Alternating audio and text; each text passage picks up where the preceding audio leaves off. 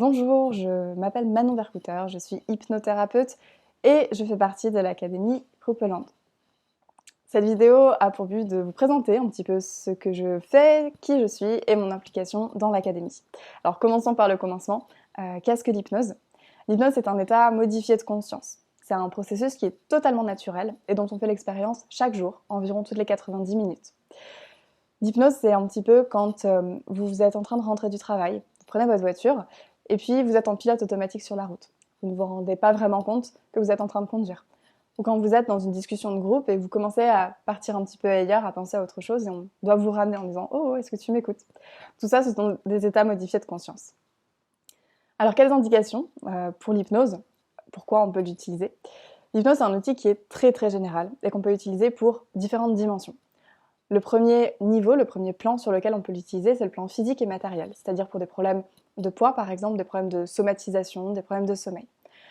Également, on peut l'utiliser sur le plan psychique et émotionnel, pour tout ce qui est question de confiance en soi, question d'estime de soi, pour des problèmes de stress, d'anxiété, d'angoisse, également pour tout ce qui est deuil ou encore phobie. Et enfin, il y a une dimension transpersonnelle et systémique, c'est-à-dire prendre en compte l'environnement dans lequel évolue la personne. Et pour ce cas-là, on peut adresser des sujets sur la sphère professionnelle, des reconversions, des burn-out, un passage à l'entrepreneuriat. On peut également adresser des problématiques relatives à la famille, des problématiques familiales diverses et variées, ainsi que sentimentales, sur le couple, le divorce, les enfants. Également, il y a une dimension sur quelle est ma place. Est-ce que je peux prendre ma place? La quête de sens, avec une notion identitaire. Qui je suis vraiment? Et qui je m'autorise à être pleinement. Alors pourquoi j'ai rejoint l'académie? J'ai particulièrement été touchée par le projet de remettre le jeune au centre. De sortir des cadres, des carcans, des conventions et des cursus qui peuvent être parfois enfermants, emprisonnants et très conditionnants. J'aime beaucoup l'idée de pouvoir faire prendre conscience aux jeunes des ressources qu'ils ont en eux, finalement. Les responsabiliser, les autonomiser dans cette démarche-là. Particulièrement, ce que j'ai trouvé extrêmement intéressant et pertinent dans l'académie, c'est l'accompagnement pluridisciplinaire et vraiment holistique qu'il permet. Ça va au-delà des étiquettes. Il y a vraiment un accompagnement qui est humain et non centré sur l'utilitaire.